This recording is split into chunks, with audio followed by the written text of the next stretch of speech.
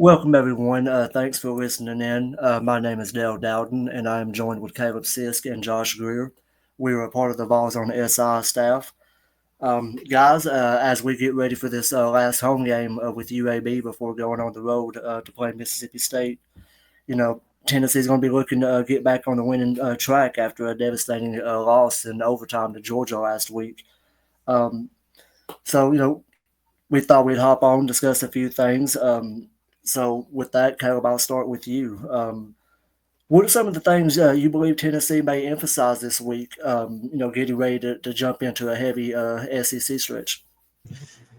Yeah, I mean, execution. They just got to be able to execute, especially on the offensive side. This is something that, I feel like they done pretty well against Georgia. Obviously, it wasn't perfect. If it was perfect, Tennessee would have been on the other side of that football game. But, I still see a lot of positives in this Tennessee offense. I think execution is definitely something that you're going to look to see at all phases of the offense, running the ball, outside handoffs, even short and deep game when it comes to passing, just getting different guys, more reps. It felt like it was Chris Brazzle or nothing at times for Tennessee, but, they started finding some success from Braylon Staley and even Mike Matthews. I would bet that they probably want to see more out of a guy like Mike Matthews coming this week. So I would definitely say that it's probably an execution thing more than anything, as they want to execute on this offensive side of the football. But when it comes to defense, I think they just want to see everything kind of cleaned up. They just let up over 40 points. That's not characteristic of this Tennessee defense. Although it is a very good Georgia team and something that you can expect from a Georgia offensive team that is schemed up very well, it's definitely hard to watch if you're a Tennessee fan, and a hard pill to swallow as you're seeing, this defense struggle at times and certain things be abused or, exploited at times. So I would say they're probably going to look to execute on the defensive side of the football as well when it comes to, just cleaning things up, being able to get off the field and things of that nature. Yeah, absolutely. One thing I've kind of wondered is, do we see a little bit more of the playbook offensively? I had a few. I don't want to say Syracuse wasn't a tune-up game, but obviously not a game you want to show everything. So that's kind of stuck out to me. Josh, what do you think? Yeah, to piggyback off of what Caleb was saying, Tennessee definitely needs to be able to play man coverage a little bit better. Ty Redmond got beat a few times over top. So either there needs to be a cover two, cover three brought in where there's a safety help, or, just experience. As a freshman, I thought Ty did a great job. He's thrown into a position that's very difficult, and you have a couple starters out. But at the end of the day, I want to see Ty play a little bit on that island to showcase that he can get it done. Also, I would like to see Tennessee have better pressure up front whenever it comes to their D line. That's something that Tennessee's had the last several years, great D line pressure, but we didn't see much of it against Georgia. And make sure that we do not extend plays for them by having stupid penalties. If Tennessee could do that, I think this game obviously is one-sided. It's not necessarily a tune-up game, but it's right before you go in with your boxing gloves and you're about to take on the SEC. So the running backs, all three of them, should get plenty of touches.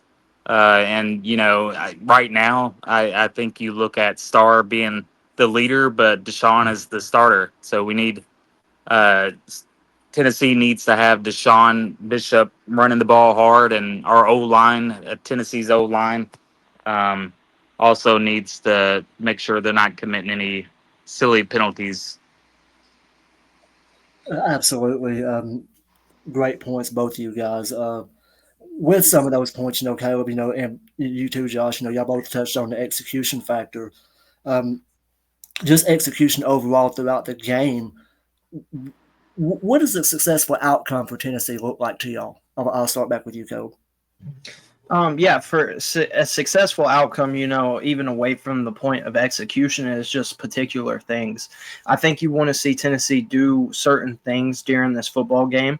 Tune up, whether you look at it as a tune up or just an overall football game, this team just had a great performance on offense, but an even better performance the week before. So you want to see them get right back on track of what you can expect. I would, as a college football fan, I would like to see Tennessee go out there with no remorse, a Tennessee team that's just straight up aggressive. And really, you need to blow off some steam here. You need to get some things firing on all cylinders because, like Josh mentioned, you're about to enter the teeth of the schedule when you're going to SEC programs or even taking on SEC programs at home. I mean, regardless, you're playing SEC teams, and any given Saturday is a real thing. So it's definitely something to pay attention to. And I believe that, what an outcome would be and what a successful outcome would be for this Tennessee football team is just a blowout victory. Anything less of that, I don't think the Tennessee fans will settle for it. I don't think the Tennessee, anything that has anything to do with Tennessee players, coaches, nothing. I think they want to go out there. They want to make a statement, and they want to show the rest of the SEC, hey, we're coming. And this team is something to be worried about, regardless of what that score looked like against Tennessee or for the Tennessee and Georgia game. That was a close game. That was a game that me and you both talked about Dale being close regardless of the outcome and who's going to the winning column. So, I mean, I feel this Tennessee team is definitely a scary team in the SEC, but I feel like they're going to look to prove that on Saturday. Definitely. And with that being that Georgia squad, one could almost say that was a game, even though, it was a loss, that may have been their, hey, we're here type of a moment. Great performance just coming up short. So, Josh, I'll flip it over to you with the same thing. What does a successful outcome, for Tennessee look like to you? I think you no drops, which I thought Tennessee did a great job last week with not having costly drops. You have three receivers that were catching the ball, even the 50-50 ball, I believe that they were 4 for 5, if I read that stat correct the other day. And anytime a team can be 4 for 5 on 50-50 balls, you're doing a pretty good job. I would like to see our D line, Tennessee's D line, sure up and make sure that they're not giving up any big runs. Tennessee's defensive backs, I know we have injuries, but they need to be able to prove that they are SEC quality defensive backs. And I would like to see Tennessee running backs, all three of them, have a good day against UAB. This team reflects Josh Heupel, in my opinion. I think they're a tough and gritty team, and I expect nothing less from them whenever it comes Saturday. They should have a ton of points on the board. No, I definitely agree. Definitely a very gritty team. Um, Last topic, and I'm going to start with you on this one, Josh. I'm going to switch it up a bit, just simply because you talked about Ty Redmond earlier. Away from him, do you have any players specifically or players that you would like to really take a step forward this week? Star Thomas has played lights out. I've been a fan of his style of play. I would like to see the same thing from Deshaun Bishop. Mhm. I know he is a local kid. I believe he played at Carnes, and I could be wrong. That's your side of the state for you guys. But I would like to see Deshaun step up this week and have positive carries and be the workhorse that I know he's capable of being. Um, I would also like to see multiple players on the D line step up and make pressured plays because I know they're capable of it. Yeah, no, I agree. Definitely. Be nice to see Bishop step, yeah, and not that he's done bad, but No, not I at know all. exactly what you're saying. Definitely, you see a few runs and he's one step away from truly breaking it. And there's been a few runs that had he not got bottled up or tripped up at the end, may have been 60+ yard, touchdowns. Um, so with that, Caleb, I'll flip it over to you with the same thing. Are there any players standing out for you that you would really like to see take a step forward? Yeah, and I feel like this is the perfect game to do so, especially considering this is your final non-conference game, correct? I believe so. I'd have to New look back. Mexico State. Yeah, Yeah, New Mexico's. I that's think that's homecoming homecoming. probably, Yeah. but New Mexico State later on in the year. I don't have the date in front of me, but this is your second to final non-conference game. Okay, yeah. So even then, this is about as close of a tune-up that you're going to get aside from New Mexico State.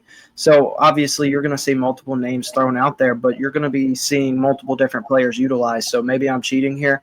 I would like to give one on offense and one on defense. So for offense, I touched on it earlier. Mike Matthews. I feel like Mike Matthews has played second to Chris Brazzell or second to Braylon Staley, which has been the intriguing factor here because both of those wide receivers have really started to show the step up factor that they have. Um, I've been on record saying that at times I thought Mike Matthews would be viewed as the wide receiver one. That hasn't been the case thus far. So I feel like it would be very intriguing to see him take a step forward in a lot of different factors. I would like to see him utilized, see how he is in open space, see how he is after the catch, or even see how he is on the deep ball, which we've seen flashes of, especially in that game against ETSU. I mean, he went up there and he snagged that football. So I definitely want to see him be utilized more from a outsider perspective, just simply because I feel like he is a dangerous weapon for this Tennessee Volunteers offense. And when he's clicking and the other two guys are clicking, you've got a wide receiver core that is second to almost none in the SEC. A very dangerous core of guys that could be utilized very well moving forward. And I think they want to put that last piece into the puzzle, and I think they have the opportunity to do so. So when you start looking at the defensive side of the football, I think there's multiple different players that you could look at, but really a guy that I would like to see take a step forward, and it's not a guy that is really talked about a lot for taking a step forward, is a guy like Boo Carter. He's been more quiet compared to last season. I would like to see him take a step forward simply due to the fact that we all know what Boo Carter is capable of. He's shown flashes in the return game. And that's not what I want to see him take a step forward in. I want to see him take a step forward when it comes to the defensive side of the football, simply due to his role is very intriguing, and it is also very important for him to be able to be utilized in the way that he should. He plays a very specific position, playing the star position, and Tennessee's already very razor thin. So I'd like to see his depth be used and see more reps out of him instead of kind of pulling him early. And I would like to see him make some big plays, whether that's pass breakups or maybe even an interception. Yeah, no, I want to piggyback off that. Boo also came to mind after I stopped talking. He had, I believe, only 28 defensive plays. If I remember that correctly from the other day. And I believe Georgia had 90 plays in the game. So you're looking at, nearly a third of the time he was out there. I wonder myself what's going on, why they're deciding to play him less. I don't have any inside information, but I would like to see him on the field more because he can be a dynamic player. I agree with what you said, Caleb. Yeah, and to be fair, one thing about the Booth situation is he's been limited in pretty much every game they've played. And Yes. I'm almost wanting to, consider that that's probably a part of the unsaid punishment or slowly working himself back to where he needs to be that Heupel, referenced during the offseason. I'm Yeah. hoping that's the case and it's not anything new because he is such a valuable asset. That was a great player to bring up, Caleb, because I know we had some guys in the presser from we'll say 2 weeks ago, and they were making the comment about how his returns really puts them in great position, and we all know what he can do with the ball in his hands, and that really is an asset. You don't want to pass up too much. Before we get out of here, Josh, you were correct. New Mexico State, and that game is November 15th, by the way. Okay. Thank you. Yes, sir. So with that, our social media links will be in the description or in the bio. Facebook, Twitter or X, and YouTube, Instagram. You can all just go to search bar and search Vols on SI. Everything will pop up. Josh, you want to give everybody your personal Twitter handle? Yes, I honestly have to look it up because I'm so old, but it's JS Greer 731. JS Greer 731. Obviously, I'm liking and sharing everything from the Vols on SI. We are a team, and we want to make sure that we push out free information and quality information. And these two guys here, they're the best. So I appreciate you guys. I appreciate your mentorship, and I look forward to continuing working with you guys. Appreciate it. You too. Caleb, you want to give everybody your social? Yeah, absolutely. You can follow me at Caleb Sisk _ on pretty much any social media. That goes for X and Instagram.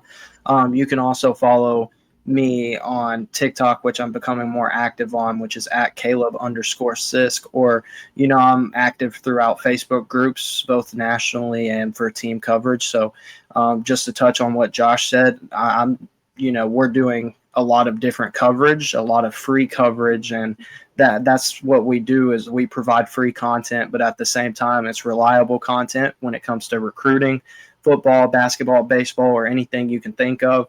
It's a staff full of guys, and we're producing a whole bunch of content, so we encourage you to go look at our content over there if you enjoy anything about Tennessee sports. And you guys can find my personal Twitter page at Dale _ Dowden. And that's all we have for you guys tonight. Thank you guys for listening in.